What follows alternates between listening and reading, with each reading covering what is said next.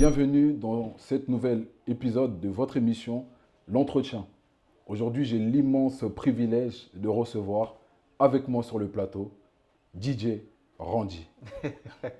Randy, Euh, bonjour. Merci à toi, Armand, en tout cas de me recevoir. Comment vas-tu? Par la grâce de Dieu, vraiment en santé. Ça va? Et Dieu merci, tout va bien. Ça va. Ok, merci en tout cas d'avoir accepté l'invitation. C'est moi, vraiment. Tu sais qu'on s'apprécie énormément. Voilà. Donc, dès que tu m'as contacté, j'ai sauté sur l'occasion et je me suis rendu disponible pour toi. Pour ce nouveau concept, en tout cas, félicitations à toi Merci, pour ce que tu es en train de bâtir et créer. merci. Et j'espère que tu vas prospérer. On espère en tout cas. Mais merci à toi parce que je disais ça n'a pas été évident, d'autant plus que tu nous viens d'un pays, si on peut parler rapidement un peu de l'actualité. Normalement, on devait se voir la semaine dernière, mais il s'est passé que d'où tu viens, il y a eu, on va Une dire, catastrophe catastrophe naturelle. naturelle. Voilà. Tu peux nous expliquer un peu qu'est-ce qui s'est Eh passé? ben, alors, ça fait maintenant 3 ans que je suis basé à Dubaï et c'est vrai qu'il y a eu une tempête qui a frappé la ville et ça a mis les aéroports KO, ça a mis beaucoup de résidences sous l'eau. C'était pas évident. Dieu merci, on est tous en sécurité. Euh, Ça va, allez, toi? en 48 heures, tout est rentré dans l'ordre, Mhm. mais ça n'a pas été évident parce que Ok. personne n'était prévenu et ça nous a frappé d'un coup. Mais bien sûr, comment tu veux être prévenu face à une catastrophe Ah, naturelle, donc et surtout un désert sous l'eau, c'est historique. c'est Voilà, historique, ouais. donc j'espère que ce sera la dernière fois. Parce que souvent, on a l'habitude d'entendre que, soi-disant, Dubaï déclenche la pluie, etc. Mhm. Là, ce n'était pas du tout un déclenchement, il n'y avait pas du tout de condensation. Non, non, c'était vraiment une catastrophe naturelle. Naturel. Mm, mm. En tout cas, tant que vous allez bien, c'est le plus Dieu important. merci. En tout Dieu cas, merci. ça va très bien, ça va. Bah, super. En tout cas, bah, Randy, lors de cet entretien, on va parler un petit peu de toi, de qui tu es, D'accord. de ta carrière. Mhm. Parce qu'aujourd'hui, c'est vrai que, on va dire, tu as quand même une présence assez importante sur les réseaux sociaux. Mais je pense, en tout cas, j'ai essayé de regarder un peu, on n'a pas vraiment des vidéos ou des histoires qui parlent un peu de qui tu es, par où tu as commencé, d'où tu viens, et le parcours, en tout cas, que tu as cheminé pour en arriver jusque-là. C'est pour ça que moi, je te rejoins je te reçois en tout cas pour cet entretien. Et on va parler à cœur ouvert, tout simplement. Donc, si tu veux, l'entretien sera séquencé sur plusieurs thématiques. D'accord? Donc, pour commencer, on va parler de ta personnalité. Est-ce que tu peux nous dire rapidement, pour ceux qui ne te connaissent pas, qui est Didier Randy? Alors d'abord, Randy, Mhm. parce que j'aime bien me présenter toujours, même avec mes futurs mariés, etc., en tant que Randy, en tant que personne, parce que je considère que c'est l'humain avant tout qui peut réussir à bâtir ou à détruire, entre guillemets, c'est l'humain avant tout. Donc qui est Randy, avant d'être DJ Randy? C'est une personne qui est perfectionniste, on dira, voilà, qui est très impliquée, qui naturellement aime bien prendre le lead sur certaines choses, sur certaines situations. Je suis quelqu'un qui est passionné, voilà, et qui a une croyance débordante et très positive dans la vie. Très Très positif. positive dans la vie. Et c'est marrant que tu disais en introduction qu'il n'y avait pas assez de contenu me concernant sur mon parcours, ce que j'ai fait. C'est vrai et que j'étais très présent sur les réseaux sociaux. Je pense qu'à un moment donné, et on aura le temps d'en parler, ce sera aussi ma nouvelle direction artistique, c'est s'il y a trop de contenu, tu peux louper certains contenus qui peuvent t'impacter et comprendre en fait avec qui tu vas fonctionner, avec qui tu vas travailler. D'accord. Et donc ce genre de vidéos, il y en a, hein. J'avais réalisé une garden party en 2019. D'ailleurs, on allait en parler. Voilà, effectivement. Et j'avais profité à ce moment-là d'expliquer finalement d'où je venais, Ok. qui m'a inspiré, Mhm. etc. Et donc, en tout cas, les vidéos sont sur YouTube. Mais là, tu parles de la garden party, c'est vrai, mais tu as parlé de ton histoire et c'est les personnes qui étaient présentes qui ont pu l'entendre. Ouais. Mais moi, je me basais plus un peu sur la toile. En tout cas, en ce qui me concerne, j'ai pas vu assez d'éléments sur toi. Mm. Pour rebondir sur ça, comment était un peu Didier Randy étant enfant? Comment ça s'est passé ton enfance? Est-ce que tu peux nous dire un peu où tu es né, comment tu as grandi et quels sont ton parcours scolaire? Alors, moi, je suis né à Saint-Olomone, donc dans une petite ville dans le 95, proche de Cergy-Pontoise. Je sors d'un DUT technique de commercialisation, donc c'est vrai que ce côté très studieux, ce côté très organisé, je l'ai vraiment appris à l'école cette activité événementielle m'a été inspirée par mon père qui lui-même était déjà dedans. Voilà, il était caméraman, photographe, il mettait aussi la musique et je l'accompagnais sans forcément savoir la suite de ce que ça allait être. Donc enfant, j'étais vraiment quelqu'un qui était très respectueux des grandes personnes et qui aimait apprendre auprès de ceux qui ont, entre guillemets, la meilleure expérience. Et donc, c'est vrai que bâti, réussi et j'étais très intéressé. D'accord. D'accord, donc on va dire que, et ce n'est pas la première fois que tu cites un peu ton papa, on a pu le remarquer qu'il est là lors de certains événements que tu organises. Quel rôle ton père a-t-il vraiment joué aujourd'hui dans ta carrière professionnelle? Alors, je dirais beaucoup plus formateur psychologique, dans le sens où cette formation que j'ai pu avoir à ses côtés a été spéciale, parce qu'elle n'était pas forcément simple, facile. Il y avait beaucoup de difficultés, et finalement, c'est dans ces difficultés que j'ai pu apprendre cette discipline. C'était vraiment une formation où la discipline était son maître mot. Ok. Et beaucoup plus mettre en avant le fait d'apporter de la valeur aux gens que penser à les récompenses, entre guillemets. C'est vrai que pendant plusieurs années, on n'a pas forcément reçu les récompenses de tout le travail qu'on pouvait faire avec lui, mais ça ne m'a pas forcément impacté, donc ça a été formateur. Donc sa formation, elle était très disciplinaire. Très disciplinaire. Oui. Donc c'est de ton papa que tu as acquis, on va dire, cette discipline. Oui, oui, effectivement. C'est vraiment clairement, et je m'en cache pas, et beaucoup le savent, tout ce que je peux réussir à encaisser, etc., c'est parce qu'en fait, j'avais peut-être déjà vécu avec mon père il y a des années. Qui lui avait déjà une certaine expérience dans le milieu du mariage. C'est pour ça, donc ça fait maintenant depuis 2003 que je le suis. Donc aujourd'hui on est en 2024, donc maintenant 21 ans, et c'est vrai que ça avait surpris. J'avais aussi fêté les 20 ans de ma carrière dans l'industrie du mariage. Ça avait beaucoup surpris puisque je ne communique pas beaucoup sur mon âge, je ne communique pas beaucoup sur effectivement d'où je viens, etc. Mais j'approche bientôt la quarantaine. La quarantaine, oui. Voilà, donc effectivement j'ai une certaine expérience, une certaine maturité qui me pousse à aujourd'hui, en tout cas avant, être beaucoup dans la transmission. D'accord. Et peut-être aujourd'hui, une nouvelle façon de travailler. Ouais, c'est intéressant parce que quand tu as fait notamment ton événement où tu as annoncé 20 ans de carrière, c'est vrai que ça a pu surprendre parce qu'on se dit, mais 20 ans, il a commencé en quelle année? Donc si je comprends bien, dans ces 20 ans-là, tu inclus notamment le temps de la formation que tu as eu avec ton père. Oui, finalement, ça n'a pas été 20 ans avec la même intensité qu'aujourd'hui. Donc, allez, de 2003 à 2012, j'étais vraiment en formation, entre guillemets, avec lui. Donc, tout ce qui est baptême, fiançailles, anniversaire, etc. Et plus l'âge avançait me concernant, et plus j'avais maintenant la responsabilité et cette envie aussi, moi aussi, de pouvoir créer, bâtir quelque chose qui me ressemblerait, voilà, entre guillemets. Et donc, à partir de 2015, c'est là que j'ai commencé à vraiment tout structurer, faire en sorte que ce soit vraiment très professionnel. Et aujourd'hui, en tout cas, on est toujours là. Dieu merci. Dieu fait grâce. On est toujours là. C'est vraiment intéressant. Avant de pouvoir fermer la parenthèse sur ton enfance, tu as parlé de ton père, mais au-delà de ton père, est-ce que tu as eu des mentors, des personnes qui t'ont inspiré justement pour être, on veut dire, un peu l'homme que tu es devenu aujourd'hui? Alors, des mentors, j'ai eu plusieurs personnes qui ont pu m'inspirer à des périodes précises en fonction de certaines situations. Ou peut-être dans le personnel, j'avais des grands frères avec qui j'échangeais énormément, voilà, avec qui même je sortais en boîte de nuit. J'ai toujours grandi avec des personnes beaucoup plus grandes que moi. Donc ça m'a permis d'avoir cette maturité très rapidement alors que j'étais jeune. Et au niveau professionnel, finalement, c'est quand tu évolues dans une activité, tu vas rencontrer peut-être un responsable, un N+1, etc. Mais qui va vraiment t'inspirer. Et donc, moi, je n'hésitais pas à poser des questions. J'ai toujours été, vraiment, comme je disais au début, quelqu'un d'intéressé. Donc, dès que je ne connais pas quelque chose, je pose la question. Directement. Ça me permet de ne pas avoir cette sensation d'être envieux de quelque chose.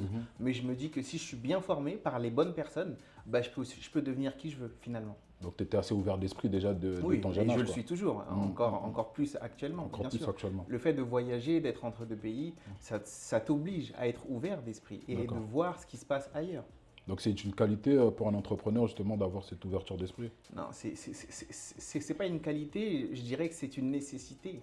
Si tu veux pouvoir tout le temps avoir cette, pas envie, mais volonté de te renouveler en permanence, tu dois être ouvert d'esprit. Parce que si tu es fermé, forcément, ce sera difficile de comprendre certaines situations parce que tu es fermé d'esprit. Donc, quand tu es ouvert d'esprit, et au-delà d'être ouvert d'esprit, je dirais que je suis empathique. Donc, ça veut dire que j'arrive à me mettre à ta place. Et quand tu souhaites peut-être me reprocher quelque chose, avant de crier sur toi, j'ai besoin de savoir comment toi tu vas.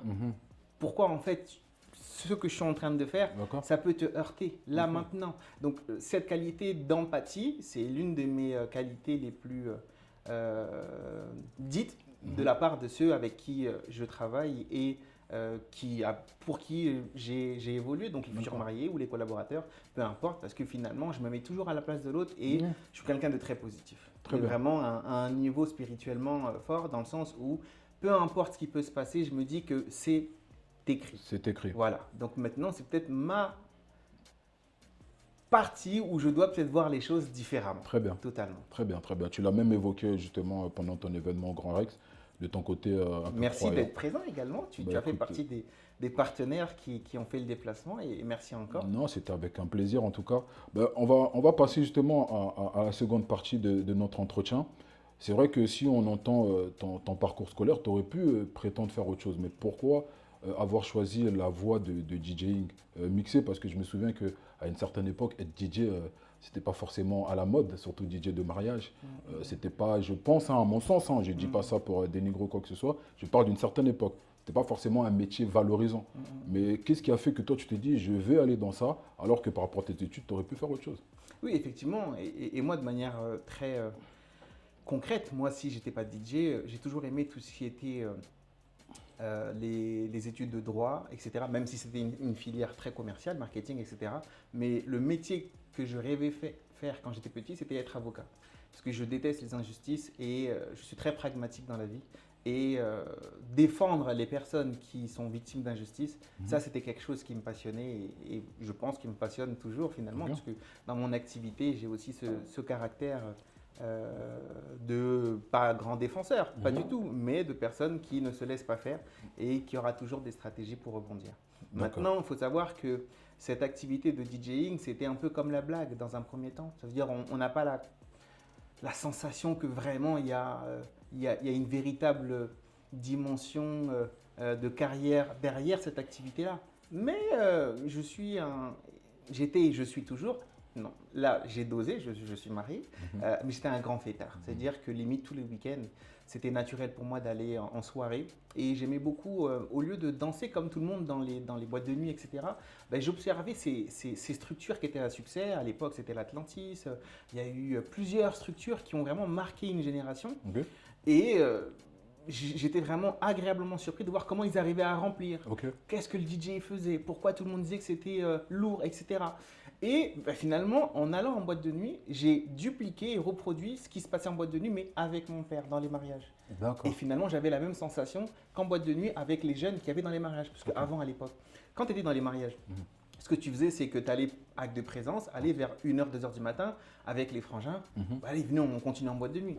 Eh ben, quand je suis arrivé dans le milieu du mariage, j'ai essayé d'emmener la structure professionnelle et vraiment très officielle du mariage, entre guillemets de 20h à minuit, mais à partir de 1h du matin, le côté un peu clubbing, pour que les jeunes puissent également se retrouver. Se retrouver. Et ça, Avoir leur c'était moment, vraiment eux. quelque chose d'important. Et effectivement, après, de formation universitaire, on avait pour habitude d'être toujours bien habillé. Donc moi, parfois, c'est pas parfois, c'est comment je suis habillé. Donc C'était le comme dress ça. code était important pour Ah non, toi en c'est tant la que... base. Ça veut dire qu'on est dans un événement qui est important pour la vie de deux personnes. Et je trouvais, voilà, que venir en casquette ou en baggy, c'était pas forcément le meilleur accoutrement à disposer pour être respecté, être reconnu en tant que tel. Et souvent, parfois, même quand j'arrivais en costume cravate, dans les débuts, même les gens ils m'appelaient un peu le DJ aux cravates parce que c'était vraiment. Le DJ aux cravates. Ah non, j'ai une collection de cravates à la maison. Que tu as acheté spécialement pour les Oh, événements. limite, si tu veux, chaque mariage avait sa cravate. Mm. C'est-à-dire, je sais que quand je vois cette cravate-là, ça me rappelle ce couple-là. Ok. Donc, c'était un peu mon code. Et après, finalement, dans la construction d'une carrière, j'ai évolué le dress code, mais toujours en restant très propre sur Donc moi. il y avait un peu un côté stratégique aussi.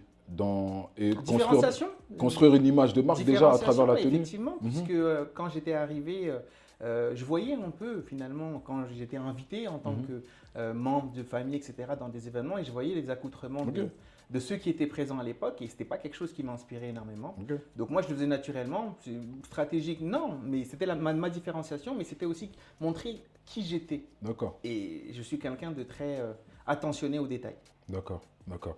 Pendant que tu développais ce sujet, tu as évoqué le fait que tu sois un homme marié. justement, dans le métier du DJing que tu fais, tu passes beaucoup de temps dehors, les week-ends. Et toi, par rapport à ta manière de travailler, donc tu accompagnes aussi tes mariés, certainement à des rendez-vous. Comment justement tu arrives à concilier une carrière comme ça avec la vie de famille? Comment ça s'est passé? Est-ce que ta femme t'a beaucoup soutenu justement dans cette Bah, démarche? effectivement, déjà, c'est même pas moi, c'est comment elle arrive à supporter Supporter. quelqu'un qui est vraiment, on pourrait dire carriériste, dans le sens où vraiment cette carrière était importante pour moi. Donc, elle a été très patiente, elle a été très focus sur la réussite finalement de tout ce que je crée, finalement, c'est pour nous. Donc, il n'y a pas eu forcément de différenciation entre la vie personnelle et la vie professionnelle, parce que moi, j'ai toujours dit que finalement ma vie pro c'est ma vie perso. Donc moi il n'y a pas de différenciation. C'est-à-dire quand je suis avec quelqu'un, je suis à fond. Et même si en perso, elle-même, si elle était là, elle témoignerait, on peut me contacter à 1 h du matin, je vais quand même répondre. Et ça c'est aussi l'une de mes autres qualités, c'est la non-procrastination. Ok. Je reporte jamais à demain ce que je peux faire maintenant. Au moins tu as ton information. Mm. Et même si je suis là par exemple, je suis en entretien, ok, je vais répondre, mais je vais être focus avec toi. Mais la personne, elle aura toujours sa réponse ou je vais tout faire pour répondre le plus vite possible. Donc, il n'y a pas de différence. Personnellement, ce n'est que mon avis. Ça n'a pas d'impact Voilà, sur la vie c'est-à-dire que ce privée. n'est pas quelque chose que je recommande à tout le monde, Mm. parce que chaque relation a sa façon de gérer. Mais moi, personnellement, il n'y avait pas de différenciation entre vie pro et vie perso. Et même pour l'anecdote, c'est quand on a eu notre première fille, la veille, j'étais en prestation alors qu'elle avait perdu les os. Mais non. La veille, Donc, j'étais en prestation. la veille, tu Alors, en prestation. ça veut dire que quand elle perd les os, Mhm. j'ai un mariage ce jour-là. Mais mes mariés étaient déjà prévenus, ils étaient au courant, et franchement, Qu'à tout moment. vraiment, parce que je communique beaucoup avec mes mariés. Et ce jour-là, finalement, le matin, elle perd les os, donc je vais la déposer à l'hôpital. Et quand je parle avec les médecins, je dis en général, comment ça se passe? Parce que si vous la déclenchez, etc., il y a peut-être un. C'est pas tout de suite, c'est pas immédiat. Non, 6, 8, 10 heures, 12 heures. Moi, je fais des calculs, j'avais déjà des équipes prévenues, etc., au cas où si je ne pouvais pas.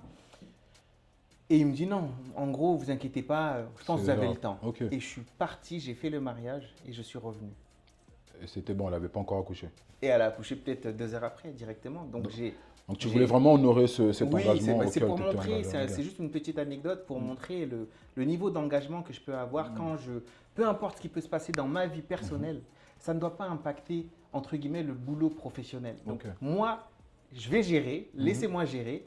Et ensuite, au moins le pro, donc l'objectif de réussir un mariage, il sera toujours livré, peu importe ce qui se passe dans ma vie personnelle. Ah bah c'est génial ça, c'est génial, bah c'est tout à ton honneur.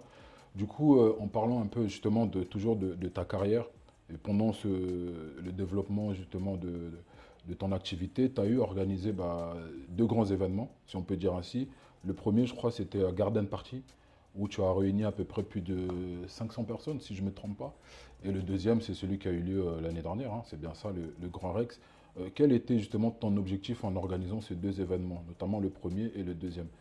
Finalement, le premier et le deuxième ont été similaires dans le sens où c'était vraiment comme c'était un don. Ça veut dire c'était redonner ce que moi j'ai pu avoir. Ça veut dire redonner dans ma présence, redonner dans certains biens matériels pour montrer que je ne suis pas forcément attaché à tous ces biens. Ça veut dire c'est juste la conséquence d'un travail acharné, oui, mais je ne suis pas attaché à tous ces biens. Donc on peut très bien m'enlever une voiture, quelque chose que j'avais offert. On peut m'enlever des bijoux, quelque chose que j'avais offert. Ça, c'est rien en fait. Ça veut dire que c'est juste la conséquence de toute la valeur que tu as pu apporter dans la vie des gens. Donc en gros, c'était 2 événements qui étaient similaires à des timings différents, mais la symbolique, c'était redonner.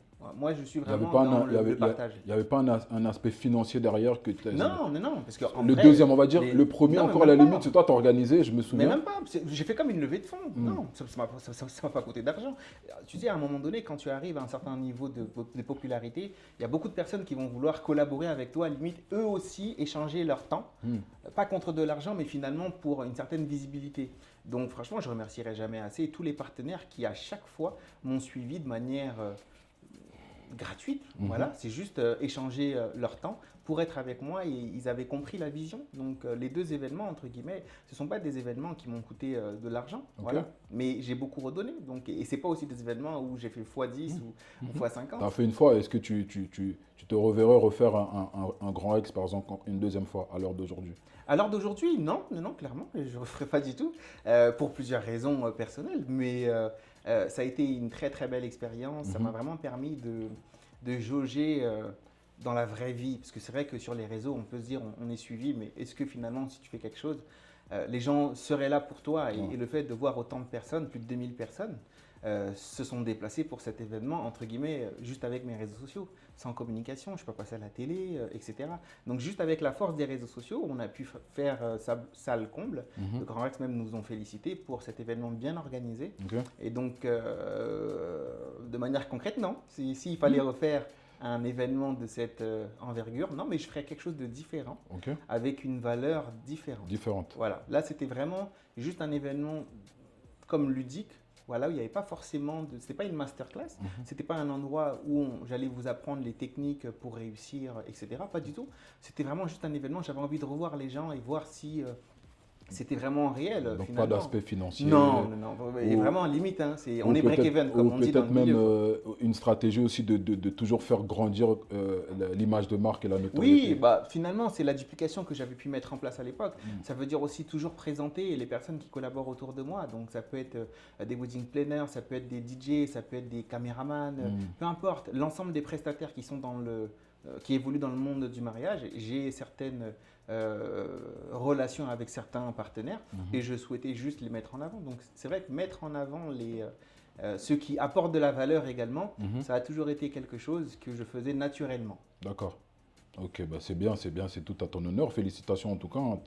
Au moins, tu as osé. De toute façon, je pense ça fait partie aussi du caractère d'un entrepreneur. C'est parfois d'avoir le courage d'oser et de faire justement ce qui te tient à cœur. Et en tant qu'entrepreneur, je pense que dans le parcours de tout entrepreneur, il y a aussi des moments d'échec, des moments où on rencontre des difficultés. Est-ce que toi, aujourd'hui, tu as une anecdote ou une situation que tu considères aujourd'hui comme étant un échec que tu aurais pu traverser et comment tu l'as vécu? Parce que cette émission va être regardée certainement par des personnes qui aspirent aussi à entreprendre. Et dans l'entrepreneuriat, il n'y a pas que le bon côté. Il y a aussi des côtés où on traverse des moments difficiles. Est-ce que toi, tu as des souvenirs des moments difficiles que tu as pu traverser? Oui, il y a 15 ans, il y a 10 ans, l'année dernière. En fait, à plusieurs moments dans une évolution constante finalement. Dans les entreprises, on parlait souvent de lancement, croissance, maturité et pour certains déclin ou redirection. On appelle ça comme on veut. Mais moi, j'ai jamais eu d'échec, entre guillemets. J'ai toujours eu des leçons. Ça veut dire des leçons à des timings précis où j'avais besoin de grandir sur certains sujets et pour recevoir ensuite les récompenses de cette leçon. Et cette leçon ne partira pas tant qu'elle ne t'a pas enseigné. Donc, j'ai jamais, si tu veux, le pouvoir des mots, il a une importance vraiment très importante parce que si tu considères ce qui t'arrive comme des échecs, ben, effectivement, là, c'est très négatif et tu vas attirer le négatif. Mais si, au lieu de voir finalement le verre à moitié vide, tu le voyais à moitié plein, où on t'a enlevé finalement un peu de sirop, mais il reste encore de l'eau, donc tu as encore toi, sain d'esprit pour réfléchir, tu ne verras pas ça comme quelque chose de négatif, mais positif. Parce qu'à chaque fois qu'il va se passer quelque chose de clairement négatif, mais vraiment à un niveau, ça va t'impacter soit dans le mental. C'est pour ça que même quand tu m'as dit comment je vais, je t'ai dit vraiment, Dieu merci, la santé, c'est très important. Vraiment être en bonne santé et avoir un bon état d'esprit.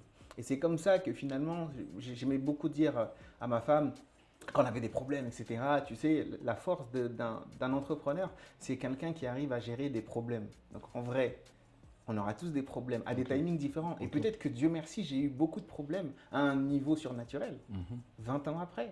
Parce qu'il se peut que peut-être 10 ans auparavant, j'aurais fait certaines bêtises où je gère une société. Je ne gère pas des cités, je ne gère pas des... Donc, il y a certains agissements qu'un entrepreneur doit avoir lorsqu'il vit des combats et qu'aujourd'hui, je suis très positif. Et je suis prêt, finalement, malheureusement, à recevoir encore beaucoup de problèmes. Mais je pense, avec la grâce vraiment du Seigneur, que je suis prêt. En fait, pour moi, j'aime bien dire que Dieu ne donne pas ses combats à des faibles soldats, mais à ces plus forts c'est plus fort. soldats. Donc c'est pour ça que je suis prêt. Mais pourquoi justement tu évoques le fait que tu serais prêt à recevoir encore d'autres problèmes? Tu Non, en as parce que eu, finalement, non, mais finalement, il y en aura tout le temps, Mhm. mais à différents niveaux. Ça veut dire Ok. qu'un problème qui est pour toi, peut-être pour moi, ce n'est pas un problème, parce que Ok. c'est juste une manière pour toi d'apprendre que non, tu n'aurais pas dû agir comme ça. C'est pas un problème, c'est bénéfique finalement. Ok. C'est quelque chose, donc on en aura tout le temps, Mhm. mais en pro ou en perso. Hein. Mais comme moi, je mélange tout, donc finalement, le pro, c'est le perso, c'est le pro. Ok. Et c'est pour ça finalement que quand je dis c'est pas que je veux attirer à moi les problèmes, pas du tout. C'est vrai qu'à un moment donné aussi, ça peut être fatigant, tu Bien vois, sûr. de voir qu'on peut être source d'acharnement, on Mhm. voit pourquoi, on n'a pas volé, on n'a pas escroqué, on n'a pas tapé, on n'a pas trompé. Donc c'est vraiment quelque chose que je ne comprendrais pas. Ok. Ça veut dire que pour la première fois, l'année dernière en tout cas, j'ai pu voir qu'il y avait On va y arriver. euh, des haters, On voilà, on va y des arriver. personnes qui Mhm. ne comprennent pas forcément ma façon de voir les choses, de D'accord. travailler, etc. Mais On va y arriver. j'en veux à personne. Hein, Non, on va y vraiment. arriver. On va y arriver. On va arriver. On va y parce arriver. que- On va arriver. On va boire de l'eau même carrément. Ah, On va arriver on là. va boire de l'eau, Mhm. mais il n'y a pas de problème. Non, c'est intéressant, c'est intéressant. Bon, c'est vrai que toi, tu t'entreprends dans l'industrie du mariage. Quel regard aujourd'hui, toi, tu portes justement dans cette activité qui est l'événementiel, qui est le mariage? Est-ce que tu trouves que ça a changé de manière positive ou est-ce que tu vois un peu un déclin dans cette industrie-là? Quel est ton regard justement pour des personnes qui souhaiteraient aujourd'hui aussi se lancer dans l'univers du mariage? Parce qu'on en voit de plus en plus maintenant des personnes qui deviennent wedding planner, des maîtres des cérémonies ici et là. Toi qui as suffisamment de recul dans ce métier, quel est ton regard aujourd'hui que tu portes par rapport à Bah, je pense que ça va dépendre avant que je développe mon propos, parce qu'il va être un peu difficile à entendre. Voilà, ça dépend de où tu te places. ça? D'accord. Le monde du mariage a changé de manière bénéfique pour le marié. Mm. En tout cas, les futurs mariés, les personnes qui organisent leur mariage. Aujourd'hui, le fait d'avoir énormément de choix leur permet finalement de demander un peu plus de choses et faire jouer la concurrence. Ok. Ok, donc pour le marié, je pense que c'est quelque chose de bénéfique parce qu'avant, il y avait un certain monopole dans certains domaines. Ça peut être salle de réception, il n'y avait pas beaucoup de salles. Le fait maintenant qu'il y ait beaucoup de salles, ça oblige aussi le prestataire à se mettre à un niveau d'exigence beaucoup plus grand que ceux qu'il pouvait proposer. Ok. Donc positivement pour les futurs mariés, il y a beaucoup de choix. Et peut-être négativement pour le prestataire qui doit se renouveler en permanence, surtout celui qui avait une certaine notoriété et des compétences, hein.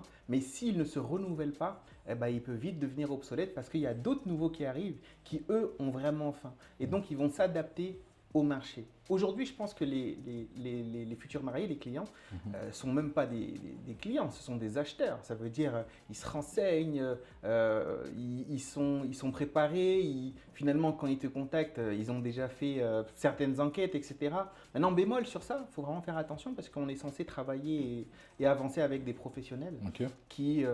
qu'on choisit pour des compétences, d'accord? Et pas forcément pour ce qu'ils représenteraient. Ou si tu es marié, par exemple, j'ai eu le cas d'un couple de futurs mariés. Leur première question, c'est qu'ils m'avaient posé est-ce que tu es marié? Et j'ai trouvé ça déplacé. Après, je leur ai répondu oui, mais en quoi c'est important? Non, parce que nous, on voulait que quelqu'un, celui qui va nous accompagner, il fallait qu'il soit déjà passé par ce que nous, on va passer pour Ok. mieux nous conseiller, etc. J'ai dit oui, mais peut-être, si moi je suis un jeune marié, donc peut-être qu'il y a 5 ans, on n'aurait pas pu travailler ensemble. Bah, Et clairement. j'ai trouvé ça dommage, le fait qu'ils insistent et en mode oui, oui, bah, si tu n'étais pas marié, on ne t'aurait pas choisi. Ah ouais. Et donc attention à aussi cette nouvelle clientèle qui peuvent sélectionner leurs prestataires sur des critères qui ne sont pas importants, Important. entre guillemets. Voilà, parce que tant que la compétence elle est là, si ton caméraman il te livre ton DVD en temps et en heure, voilà, donc qu'il soit marié ou pas marié, C'est pas ce qui compte, c'est la compétence, quoi. C'est le professionnel. pour moi, c'est la compétence. Ok. Et après, si affinité, c'est bien, mais de base, c'est la compétence. Est-ce que le prestataire que tu vas choisir est assez compétent pour la dimension de mariage que toi, tu souhaites? Parce D'accord. que chaque marié n'a pas aussi les mêmes attentes. Les Il y a mêmes des- standards. Bien sûr. Ça veut dire qu'il y a des mariés qui ont des attentes où il faut que le lieu de réception soit assez grand pour recevoir toute la famille. D'accord. Il y en a d'autres, non, il faut vraiment qu'on mange bien. Il y en a d'autres, non, l'ambiance, on ne peut pas se louper. Donc c'est pour ça qu'en posant des questions, et j'ai toujours été quelqu'un qui m'intéressait finalement à vous, qu'est-ce que vous voulez? Ok. Et je m'adaptais. Donc c'est pour ça que finalement Ma petite notoriété, elle a été basée avec des personnes ordinaires Ok. qui, le soir finalement d'un événement, sont devenues extraordinaires. Parce que j'ai jamais fait attention à la CSP. Grâce à la communication aussi que tu mets en place Bah, pour cette valoriser communication, si tu veux, elle est cyclique. Ça veut dire qu'à un moment donné, on ne peut pas aussi faire à chaque fois. Si tu veux avoir des résultats différents, tu dois forcément agir différemment. Ok. Donc aujourd'hui, je suis à la recherche de résultats totalement différents. Donc forcément, je suis obligé de revoir ma façon de travailler, Ok. qui peut-être, ce qui m'a permis de piquer votre curiosité. Aujourd'hui, j'ai peut-être assis une notoriété. Et si je veux évoluer, je dois avoir une nouvelle direction Une artistique. nouvelle direction artistique. Qui est vraiment en cours, en téléchargement. Est-ce que dans cette nouvelle direction, tu changeras ton slogan The best or nothing, c'est ça? Non, parce que finalement, c'est un état d'esprit. The best or nothing, c'est, oui, un slogan, mais un état d'esprit qui était toujours de laisser le meilleur de soi-même partout où on en passe. Donc, il y a plusieurs autres slogans. Aujourd'hui, c'est less is more. Ça veut dire que finalement, avec. On C'est quoi le recherche nouveau? J'ai pas entendu celui-là. less is more. Ça veut dire que moins tu peux en faire Mhm. et mieux c'est, entre guillemets. Donc, on va chercher la qualité au lieu de la quantité. D'accord. C'est un nouveau celui-là? C'est quelque chose qui va arriver. Ok. Et je pense que les gens vont apprécier le fait qu'aujourd'hui, moi j'ai vraiment vu un changement après Covid Ok. où les audiences ont vraiment changé. D'accord. Aujourd'hui, les familles qui étaient capables de réunir 300, 400, 500 personnes, bah maintenant c'est less is more. Ça veut dire finalement elles vont sélectionner, elles vont trier sur le volet et elles vont plus forcément inviter autant de personnes pour après regretter, etc. Donc aujourd'hui, on va le voir dans tous les corps de métier. Ok. Less is more. Less is more.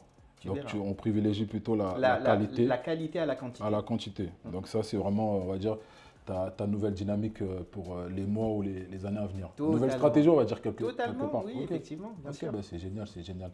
Mais en tout cas, merci en tout cas. Et on va rebondir. Et c'est vrai que tu as un acteur quand même qui joue un rôle sur les réseaux sociaux. D'ailleurs, je pense que c'est comme ça que tu as pu asseoir un peu ton image. Aujourd'hui, les réseaux sociaux, on va dire, ça peut avoir un côté bénéfique, mais aussi un côté un peu négatif. Tu m'as mis la puce à l'oreille un peu tout à l'heure. Parlons un peu de ce qui s'est passé en ce qui concerne ta personne l'année dernière, il me semble.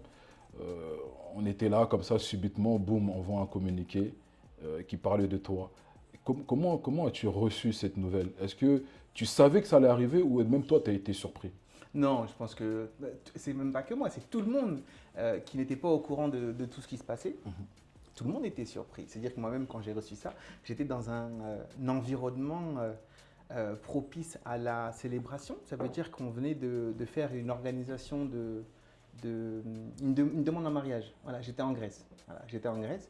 Je suis en pleine demande en mariage. La femme, elle arrive, son mari, il a fait une magnifique demande. C'était vraiment, on avait privatisé un restaurant, c'était magnifique. Donc en fait, le contexte, c'est que je prends un cocktail et on célèbre avec les maris, tout ça, et j'ai envie de faire un petit snap et tout ça. Et je vois mon téléphone, il chauffe comme ça, qu'est-ce qui se passe? Donc je fais la photo, je pose et je regarde et je vois et je dis non mais lol. Ok, donc ça on va gérer ça après parce que j'étais vraiment en situation ultra positive et c'était vraiment quelque chose de difficile à encaisser. Il y a eu beaucoup de remises en question. Aujourd'hui, je pense qu'on est devenu une meilleure personne. Voilà, on a su faire la part des choses, à savoir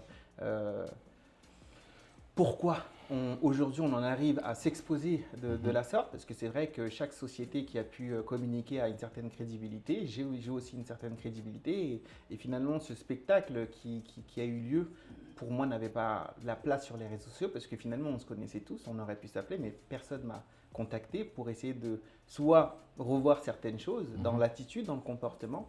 Mais je ne vais pas revenir sur ça dans les détails, puisqu'il y a plusieurs sujets. Mais aujourd'hui, en tout cas, il faut savoir que les réseaux sociaux, ça peut être, comme tu disais, quelque chose qui peut limite vive le président ou abat le président. Et donc, c'est à toi d'être assez intelligent pour essayer de mettre une certaine barrière. C'est-à-dire, moi, par exemple, dans cette période-là, je n'étais pas sur les réseaux. Tu vois ce que je veux dire? Donc, en vrai, ma vie est continuée. C'est vrai qu'il y a certaines plateformes que je n'ai pas. Donc, je ne peux même pas aller regarder ce qui se dit. Je ne suis pas là-bas et je ne vais pas installer ces applications. Donc, le fait de ne pas être au courant en vrai, parce que je me dis à chaque fois, les gens, ils ont le droit de penser ce qu'ils veulent de toi. Tu sais, si toi, tu as une perception de ta valeur, peu importe ce qui se passe, ta valeur, elle ne change pas. Tu vois ce que je veux dire? Un exemple, ok. Est-ce que tu veux ces 50 euros-là. Tu les veux ou pas? Est-ce que tu les veux toujours? Tu les veux toujours? Pourquoi tu les veux toujours? Dis-nous. Mais parce que la valeur du billet n'a pas changé, même s'il est froissé. Toi, tu connais ta valeur. Donc, tant que ta valeur, tu la connais, peu importe ce qui va se passer dans ta vie, tu sauras te redresser, Mais là, travailler en conséquence. là c'est vrai que tu expliques le côté un peu positif de Ah la oui, mais chose. c'est parce que je suis quelqu'un de positif. Mais Donc, même si c'était négatif, et si c'était humainement, très négatif. on est humain. Oui, On est humain. oui. Quand même, voilà. Oui. On peut se dire, voilà, tu as une forte personnalité, Oui. tu ne veux pas montrer ce côté, mais humainement, est-ce que ça a eu un impact, que ce soit sur ta vie privée, personnelle, parce que tu es un homme marié? Et comment ça a été vécu ça, justement? En fait, si tu veux, il n'y a pas forcément eu d'impact dans notre vie de couple, etc. Parce qu'on est très soudés et on sait se dire les choses. Et franchement, on a bien vécu bien vécu. Non, je souhaite à personne ce qui s'est passé. Attention. C'était dans les top 8 quand même. Oui, hein. effectivement. Ligue des Donc, champions. ça va très vite.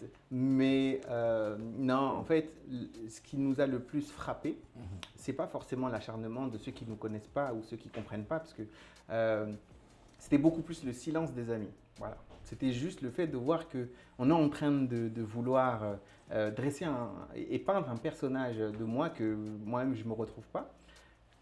Chacun a le droit de penser ce qu'il veut, ils ont le droit.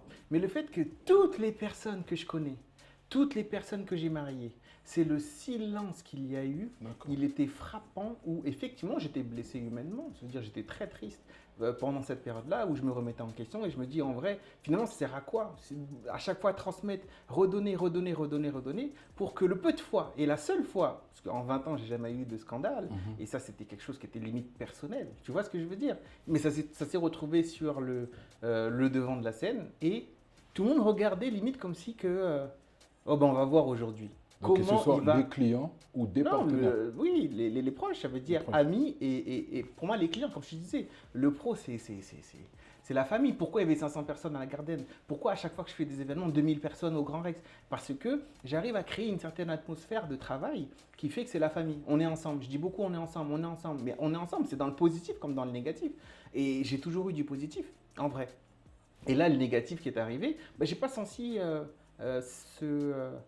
ce soutien de la part de certaines personnes qui me connaissent vraiment. Ça veut dire finalement que... Et puis c'est une question de perception, hein. Attention, c'est-à-dire le personnage qu'on pouvait voir de moi sur les réseaux sociaux peut être très recherché de la part de certains clients exigeants.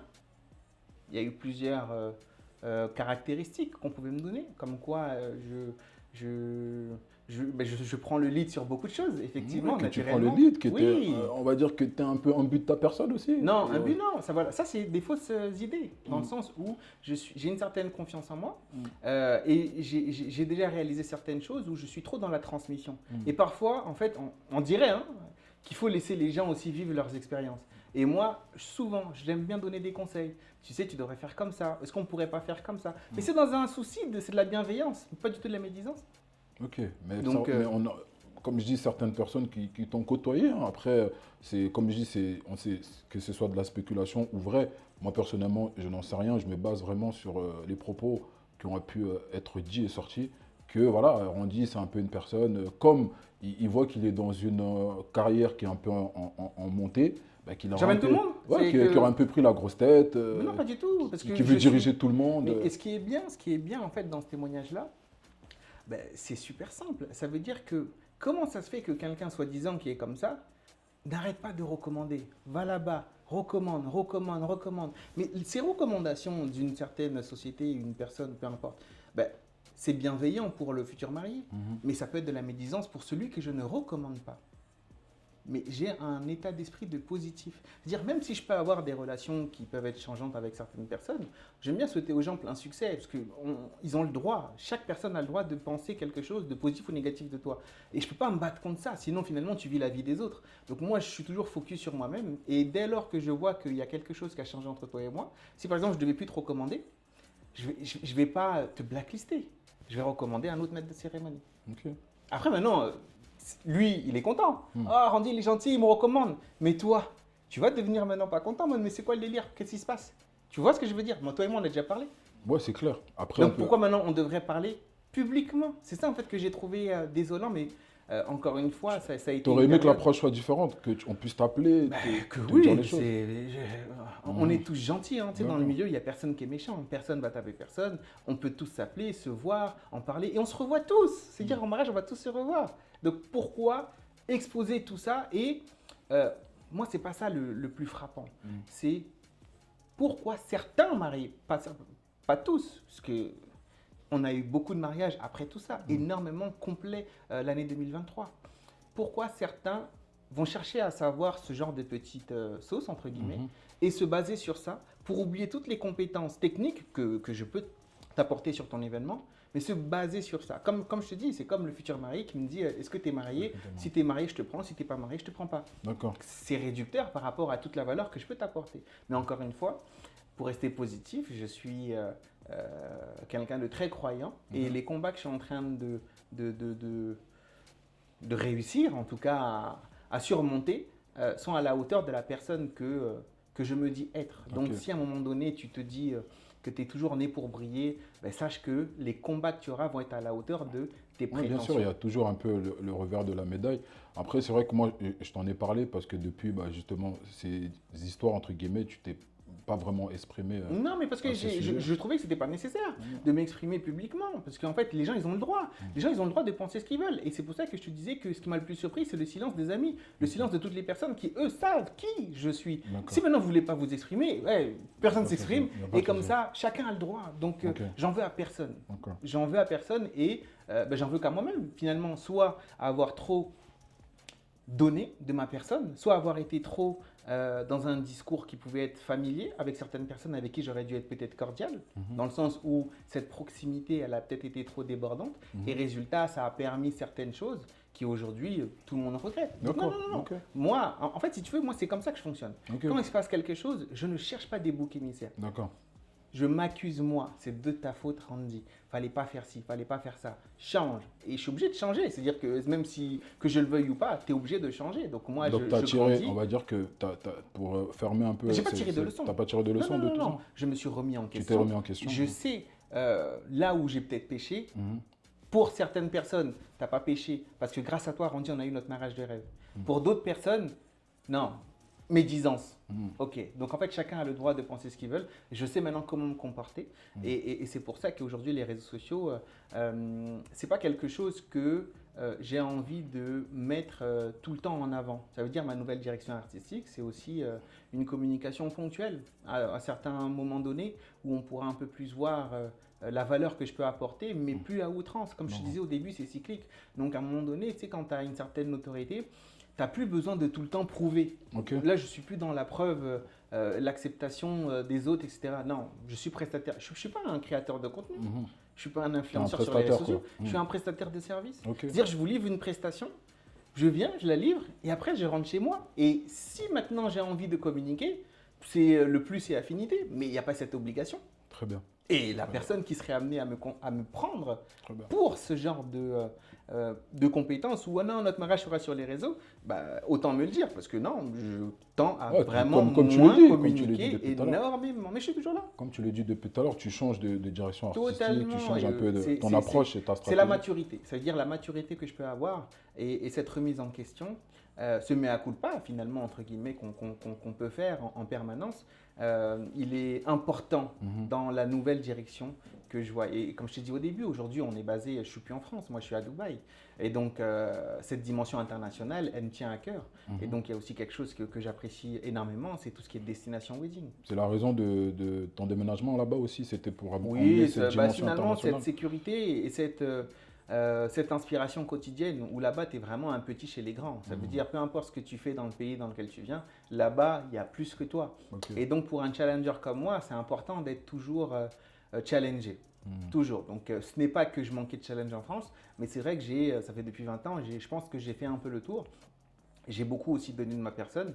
Donc, aujourd'hui. Mais finalement, tout ce que j'ai fait là, c'est pas quelque chose qui est inédit dans ma vie personnelle. C'est quelque chose qui est, et tout ce que j'ai pu avoir comme situation, hein, c'est quelque chose que j'ai déjà vécu il y a environ 15 ans, parce que moi je viens d'une formation en marketing relationnel.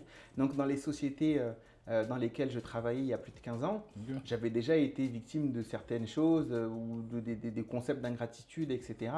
Et donc, j'étais déjà formé, préparé. Tu vois ce que je veux dire? Là, mais en fait, comme je dis, on va pas vraiment s'éterniser sur ce paramètre parce que, comme je t'ai dit, tu as vraiment un profil d'entrepreneur qui, je pense, peut en inspirer beaucoup d'autres, hein. Encore une fois, si on se base que sur l'industrie dans laquelle tu évolues, aujourd'hui, je vois des personnes qui essaient de se lancer, je vois des personnes qui ouvrent des sociétés, etc. C'est vraiment sur cet aspect-là que je voulais me baser. Mais cette histoire, on va dire, fait partie aussi de ta carrière. L'idée, en ayant relevé ce sujet-là, c'est pour aussi expliquer aux personnes qui aspirent à avoir une certaine visibilité, à avoir une certaine notoriété, c'est des choses qui peuvent arriver. Qu'est-ce que toi, tu dirais à une personne, justement, quel conseil tu donnerais à une personne, comment se relever d'une telle situation, d'un tel déferlement, euh, de quoi peut-on être armé, justement? Quel conseil tu pourrais donner à quelqu'un? Bah, déjà, se relever, comme je te disais, c'est un mea culpa. Un mea culpa et une remise en question sincère. Ça veut dire pas hypocrite de manière à, si tu vas faire, si tu vas t'excuser pour ça, ça va te permettre de regagner. Non, non, non, non. Tu parles à plus personne. Tu fais déjà une introspection sur toi-même. Ça veut dire, et comme je te dis, je remets tout à moi. Ça veut dire, quand quelqu'un va dire non, mais lui, et pardon, pardon. En fait, je dis pardon facilement. Et je pense que c'est aussi pour ça que beaucoup ne m'ont pas appelé. Tu sais, c'est un peu comme tu es en relation avec ta copine et ta copine, elle va te larguer par message parce que tu es un beau parleur. Et elle sait que si elle va te voir, eh ben, tu auras toujours les bons mots pour finalement qu'elle va acquiescer quelque chose qu'elle n'est pas d'accord avec ça parce qu'elle veut arrêter avec toi. Mais si elle te voit, tu auras les bons mots. Et c'est vrai que moi, j'arrive parfois à trouver les bons mots pour exprimer ce que j'ai pu vouloir dire ou faire dans un contexte précis. Donc, c'est pour ça qu'aujourd'hui, tu dois d'abord faire une introspection. Ensuite, savoir finalement, est-ce que tu as envie? Tout est une question d'envie. Est-ce que tu as envie finalement de continuer à évoluer dans le secteur que tu es en train et de la façon dont tu es en train d'évoluer? Ok. C'est une véritable question. Est-ce que Randy, tu as envie, etc. Non, j'ai pas envie. Voilà, et voilà, comme ça je te Tu réponds. fermes la porte. Voilà, non, voilà, voilà. Donc c'est pour ça que je te dis que je vais travailler totalement différemment parce que humainement parlant, c'est fatigant. Ok. C'est-à-dire que quelqu'un, un challenger, ok, eh ben, on sait comment, parce que on vient pas d'une famille riche et ça a mis 20 ans. Donc le process, la recette, je l'ai. Et je sais ce qu'il faut faire. Mais je peux le rebâtir ailleurs. Je peux le rebâtir au Congo, je peux le rebâtir à Londres, je peux le rebâtir, peu importe la destination, à l'international. Ok. Mais c'est pour ça que non, quelqu'un qui veut, il doit d'abord savoir, est-ce que après tout ce qui s'est passé, est-ce que tu as envie? Ok. Mais on ne parle pas d'abandonner, on parle de travailler différemment. C'est Aujourd'hui, c'est moi, ta je souhaite nouvelle vie. travailler Tu différemment. veux travailler différemment. Ok. Totalement. En tout cas, l'entretien, le but vraiment de ce concept, comme je te le disais, c'est d'encourager, de motiver, d'inspirer. Et aujourd'hui, moi, j'ai vraiment une question peut-être d'ordre personnel. Est-ce que certains de tes proches, justement, avec qui aujourd'hui il y a eu des distances qui ont été installées, tu te sentirais à l'aise dans la mesure de reconstruire quelque chose ou peut-être comme je ne sais pas si je peux dire enterrer la hache de guerre, parce que finalement, il n'y a pas de guerre. Il n'y a pas de guerre dans cette histoire. Non, il n'y a pas de guerre. Mais je vois très bien là où tu veux en Tu venir. vois un Tu peu où sais. je veux en venir ou pas? Mais Est-ce qu'il y a certaines ouais. personnes avec qui tu Oui. pourrais te Mais parce que rabibocher, je si on ne peut dire suis, ça? pas, je suis pas rancunier. Et en vrai, chacun avait le droit dans un timing précis. C'est pour ça que à chaque fois dans mes relations, j'arrête pas de dire aujourd'hui, on évolue en tant que. Aujourd'hui, tu évolues en tant que maître de cérémonie. Aujourd'hui, j'évolue en tant que DJ. Mais on ne sait pas de quoi demain est fait. Donc, soignons les relations, échangeons, parlons. Et il n'y a pas besoin de toute cette animosité parce qu'on sera amenés à tous se revoir. Et tu sais, quand tu vis un peu ce genre de situation, il y a trois catégories de personnes qu'il faut que tu n'oublies jamais. Il y a celui qui t'a mis dans les problèmes, il y a celui qui t'a abandonné dans les problèmes, et il y a celui qui t'a sorti des problèmes. Tu ne dois pas les oublier, mais tu dois avancer. Très Donc bien. moi, j'oublie personne, mais j'avance. Et je ne suis pas rancunier. Super. En tout cas, on souhaite vraiment que tu puisses continuer ta carrière et continuer à évoluer comme tu l'as toujours fait. Revenons un peu justement sur ton activité, sur tes compétences. On voit dans le monde d'aujourd'hui que l'intelligence artificielle plutôt prend de plus en plus des places dans beaucoup de domaines et des secteurs d'activité. Est-ce que tu penses que dans le métier du DJing ou de la musique, ça peut aussi avoir un impact négatif, que finalement les gens se servent aujourd'hui de l'intelligence artificielle pour pouvoir jouer de la musique dans des événements ou autres? Si tu veux, c'est vraiment un sujet d'actualité et dans la ville dans laquelle on habite, il y a énormément de conférences sur ce sujet-là et c'est quelque chose d'inévitable. Maintenant, on l'a déjà vu, hein, l'intelligence artificielle par exemple de Spotify, où ça peut créer des playlists sur mesure en fonction de ce que tu aimes, ça peut même mixer dans les transitions, etc. Aujourd'hui, les DJ sont toujours là parce que je considère que la chaleur humaine à l'instant T de ce qui se passe, n'a rien à voir avec une programmation d'un ordinateur. D'accord. Donc tant que l'ordinateur n'arrivera pas à réfléchir comme un humain dans le sens où en fonction de ce qui se passe devant nous, parce que parfois souvent les mariés ils aiment bien dire on a un programme, tu vas mettre ça comme musique. Mais là, tes amis ne sont pas là, il y a les parents pour faire danser les parents, on change tout et on fait danser les parents. Donc est-ce que l'intelligence artificielle sera capable d'analyser ce qui se passe à l'instant T? Tu vois ce que je veux dire? Donc aujourd'hui, non, je ne pense pas que cette prestation artistique soit menacée. Les beatmakers, oui, parce qu'on voit qu'il y a de plus en plus de logiciels qui peuvent créer de la musique. Aujourd'hui, moi, je ne suis pas un producteur, il y a un créateur de musique. Moi, je diffuse la musique déjà créée. Donc moi, à mon niveau, personnellement, je ne pense pas que je serai impacté à l'instant T. D'accord, ok, super. Ben, on arrive bientôt au terme de cet entretien. En revenant encore sur ton activité, ton métier, avant de te poser la question d'ordre général, quel conseil pourrais-tu donner aujourd'hui à un couple qui est en train de préparer son mariage ou qui souhaite se marier dans le futur? Est-ce que tu as un conseil que tu pourrais donner à des futurs mariés? Alors, le conseil que moi j'aimerais bien donner à ce futur couple, pensez à vous, en vrai de vrai. Parce que c'est votre mariage, c'est votre événement. Et à force de vouloir faire plaisir à la terre entière, que ce soit aux amis, que ce soit aux parents, vous allez regretter. Vraiment. Pensez à vous et peu importe ce que vous décidez de vouloir faire, vos proches, les personnes qui vous apprécient le plus, vous suivront, peu importe la destination. Pensez à vous. Pensez à vous, hein, comme il vient de le dire, et j'aurais pas dû mieux en tant que planificateur d'événements également. C'est vrai que c'est une réalité qu'on voit de plus en plus des mariés qui ont une idée, qui ont un souhait, parce que le mariage, on va dire que pour certains, c'est un rêve. Et souvent, je vois, en tout cas même moi, lorsque je reçois certains clients ou mariés, c'est qu'ils sont prêts à se détourner de ce rêve-là, de cet objectif, parce que finalement, il y a plein de personnes et paramètres qui rentrent dans leur projet. Donc le conseil que toi, tu leur donnes aujourd'hui, c'est vraiment de rester focus dans leur vision. Oui, oui, mais c'est vraiment très important. C'est pas parce que ma direction elle est à l'international aujourd'hui, dans le sens où moi, ce que je recherche, c'est accompagner finalement des couples qui veulent se marier à l'international, Très bien. effectivement. Mais c'est pas juste pour ça. C'est parce que si tu veux, aujourd'hui, ça fait plus de 20 ans, Mhm. donc j'ai déjà fait des renouvellements de vœux. Donc les personnes que j'ai pu marier il y a plus de 10 ans, qui m'ont recontacté, et j'aime bien rigoler avec ces couples-là en leur disant, mais ils sont où les 500 personnes? Ils sont où les 300 personnes? Ah, elle me parle plus de... Et parfois, on est peut-être 50, on est à Marrakech, on est peut-être 100, on est à Dubaï. Tu vois ce que je veux dire? Je vois, je vois, Et je vois. pourquoi 10 ans après, vous maintenant, vous voulez vraiment penser à vous? C'est du temps perdu. Ok. Vraiment, on dit souvent, tu sais, les gens intelligents, ils apprennent de leurs erreurs. Mais les gens sages, ils apprennent des erreurs des autres. Donc, on vous prévient. Si vous ne pensez pas à vous, vous allez regretter. Et dans 10 ans, vous allez vouloir faire quelque chose que vous aurez pu faire dès à présent. Donc, pensez vraiment à vous. C'est très important. Est-ce que tu peux justement répondre à ces petites questions notamment la première, c'est quelle est ton application préférée? Est-ce que tu as une application préférée que tu utilises? Mon application préférée, c'est Gmail, parce que c'est là-bas que je reçois les demandes de devis. C'est l'application qui fait rentrer l'argent. Totalement, Gmail et WhatsApp, c'est vraiment la base. Et après, Instagram, on va un peu scroller, etc. Ok. Mais vraiment, Gmail et WhatsApp, c'est les deux applications que j'ai le plus, parce que ça me permet d'être en direct avec les personnes qui veulent travailler avec moi. Et j'ai supprimé tous les intermédiaires, que ce soit site internet, Non, si tu es vraiment intéressé, on parle, on échange. Très Parce bien. qu'il n'y a rien qui va... il faut pas que je mette des choses entre nous pour que tu ne prennes pas la meilleure des décisions. Donc je préfère échanger, je parle, je suis très rapide et réactif. Donc WhatsApp et Gmail, vous pourrez me contacter directement. Super. C'est vraiment pas Instagram. Beaucoup pensent que, attention, vraiment sur Instagram, même j'ai vu avant de venir, j'avais peut-être 2 heures d'utilisation cette semaine, incroyable. Alors Ok. qu'on pourrait croire j'y suis quasiment plus. Ok, super. Et ton livre préféré ou le dernier livre que tu as lu?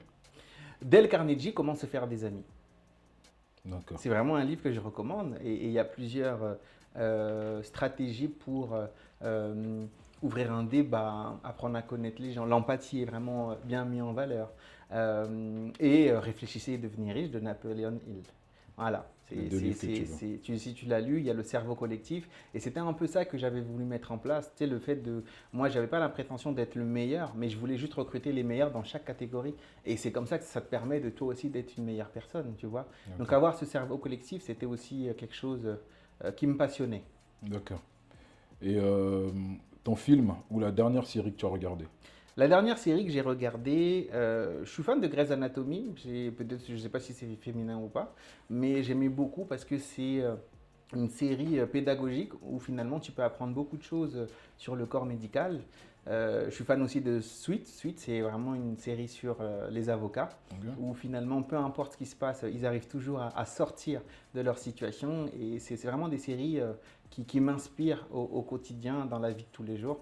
Donc, c'est les deux séries que j'ai pu regarder récemment. Très bien. La chanson la plus écoutée? La chanson la plus écoutée, je pense, c'est dans mon téléphone, Ebenezer, Moïse Billet. J'aime beaucoup cette chanson. C'est une chanson religieuse. Vraiment, j'apprécie beaucoup. Dieu m'a secouru. Voilà. Jusqu'ici, tout va bien. Ok. Jusqu'ici, tout va bien. C'est ta philosophie? Totalement. Ok. Et pour bientôt finir, comme encore une fois de plus, toujours bientôt finir, le lieu le plus insolite que tu as pu fréquenter ou organiser un événement? Le lieu le plus insolite où j'ai pu organiser un événement, c'était pendant le Covid. En tout cas, à l'annonce du Covid, dans la semaine, j'avais un mariage et, entre guillemets, on n'avait pas le droit. Tu vois ce que je veux dire? Et pour rentrer dans les clous, ils n'ont pas pris une salle, mais ils ont pris genre une ferme. Il y avait des chevaux, il y avait du caca partout, avec la décoratrice Déco Denisette. Gros big up à toi, tu as fait un travail remarquable. On a métamorphosé la salle. Les invités ils sont arrivés. Mais c'était une ferme, ça veut dire c'était quelque chose, on ne pouvait pas recevoir le public. Les invités ils sont venus avec un état d'esprit positif. C'était rempli, c'était le feu. C'était l'une de mes meilleures soirées. C'était dans une ferme. Donc un endroit vraiment insolite, mais c'était situation exceptionnelle. Il fallait tout repenser. Ok. Destination favorite? Dubaï. Dubaï, c'est vraiment un endroit de paix, de tranquillité, d'inspiration. Tu sais, moi je suis quelqu'un, comme je t'ai dit, je suis un challenger. J'ai toujours besoin d'être motivé, inspiré. Et j'en veux toujours plus. Donc ce perfectionnisme-là, en tout cas, des personnes comme moi ont vraiment leur place dans cette ville où tout est à créer. Ceux qui cherchent le passé, c'est pas là-bas. Tout est à créer. Ok, génial. Je ne sais pas si on a parlé de tes origines ou pas. Moi, je suis congolais de Brazzaville et Madagascar. Donc, papa congolais et maman malgache. Voilà. Donc, c'est vrai que ces origines-là me permettent, dans ma mixité, de répondre à un grand panel. C'est pour ça que je disais que j'étais spécialisé dans les mariages mixtes. Mais ce n'est pas forcément le français avec son africaine, pas du tout. Ça peut être le congolais avec son antillaise, ça peut être la camerounaise avec son ivoirien. Vraiment, c'est cette mixité où même si j'avais deux congolais en face de moi, bah, ils voudraient toujours un peu de R&B, de salsa. Donc, cette ouverture musicale, elle est très importante pour moi. Ok. C'est vrai, clairement, une fois j'accompagnais un couple, on est parti lors d'une visite technique et à la fin, le couple me dit, Marmant, qu'est-ce que tu penses du fait qu'on a l'impression que certains prestataires, en fonction du standard de mariage, vont avoir un comportement privilégié ou pas par rapport à nous, les clients. Et moi, j'ai eu beaucoup, peut-être pas un, mais au moins un ou deux, qui se sont plaints de cette réalité-là. Est-ce que c'est quelque chose dont tu as aussi eu écho? Est-ce que ce que je dis là, finalement, c'est vrai? Alors, en fait, moi, j'ai eu écho, mais je ne me sens pas concerné, puisque les personnes qui ont fait appel à moi, vous connaissez, les cousines, les copines, appelez les personnes dans lesquelles vous m'avez vu moi, posez-leur la question. Comment je suis? Il n'y a pas de favoritisme. Non, pas du tout. On va plus se donner à fond parce que c'est une influenceuse, parce que c'est telle personnalité. Non, mais tu serais surpris. Tu serais surpris de savoir que les VIP ne payent pas forcément plus que les gens ordinaires. Ils respectent ta tarification. Et c'est aussi ça, l'une de mes forces. C'est que j'ai jamais surenchéri des choses à des personnes qui, parce que tu gagnes bien ta vie, je vais t'envoyer un devis similaire à ce que toi tu peux générer. Pas du tout. Il y a des personnes qui ont payé beaucoup plus cher, des gens lambda, un mariage qu'un couple entre guillemets VIP par rapport à leur profession Très bien. pu faire. Donc non. Et puis même, en fait, il faut à un moment donné aussi savoir lire un devis. Ça veut dire en fonction de la dimension de ma carrière, j'ai été amené aussi à avoir des nouvelles casquettes. Très Des bien. casquettes d'organisateur, des casquettes de maître de cérémonie, des casquettes de coordinateur, des casquettes de DJ. Et chaque témoignage est en fonction de qui j'étais lors de l'événement. Très bien. Donc, si maintenant tu me rencontres dans un événement où j'ai la responsabilité totale de tout l'événement, l'exigence et l'intransigeance que je vais avoir avec tous les prestataires sera proportionnelle à la responsabilité qu'on m'a donnée. Et Voilà. ensuite, quand je suis DJ, ben, je suis à ma place. Si Ok. maintenant il y a un wedding planner, je le laisse évoluer comme il veut. Comme il veut. Donc, Ok. et je prends de la place, je prends pas de place quoi. Je suis resté à ma prends pas de place, mais place. comme je suis couteau suisse, Hmm. bah, il y a plein de choses que je sais faire et que je donne gratuitement, Très bien. facilement, et même dans la tarification. Avant de conclure, il faut parler de la tarification. Ah. Parce qu'il y a beaucoup de fausses idées sur les tarifs. Mm. Mais il y a des personnes qui ont payé des prix, mais quelles étaient les missions Demandez ou souhaitez. demandées? Hmm. À un moment donné, il y a des prix qui peuvent aller à 2000 euros, pas de souci. Il y a des prix qui peuvent aller beaucoup plus haut. Mais quelles sont les missions? Et aujourd'hui, je me suis vraiment adapté, même au niveau de la tarification, parce que j'ai beaucoup de partenaires. Donc on peut avoir rendu pour 2000 euros, facile, Ouais. normal. Ok. Bah, aujourd'hui, less is more. Tu vois ce que je veux dire? Donc on est là, Ok. sans souci. Il Ok, ne faut c'est vraiment intéressant. pas hésiter. Ah ben c'est génial, c'est génial. Donc je pense que là, vraiment, on va conclure. Bon, pour fermer cette parenthèse, moi je dirais simplement à toutes les personnes qui organisent leur mariage, quels que soient les prestataires à qui vous faites appel, fonctionnez au feeling. Voilà, fonctionnez au feeling. Ne regardez pas forcément le nom, ne regardez pas forcément le nombre de followers ou quoi que ce soit. Soyez vraiment, recherchez ce côté humain parce que pour vous, c'est le projet d'une vie, c'est un projet personnel. Il faut que vous travaillez avec des personnes qui portent votre vision et qui sont vraiment là pour l'intérêt de votre projet. Voilà, moi, si je pouvais conclure, ça c'est mon conseil du jour.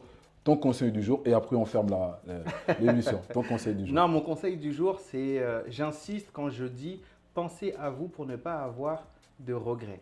C'est très important parce que si vous ne pensez pas à vous, vous allez vouloir réaliser des choses qui ne vous représentent pas. Pensez vraiment à vous et ne vous laissez pas interférer avec le témoignage ou les avis de d'autres personnes parce que tout le monde n'est pas forcément content pour vous, tout le monde ne veut pas forcément votre bien. Donc pensez à vous avant tout, c'est très important. Et en tout cas, ça m'a fait vraiment plaisir d'échanger avec toi dans un timing qui était intéressant. Donc merci encore pour cette invitation. Avec plaisir, merci Et- d'avoir répondu en tout cas à l'invitation. Avec sincérité.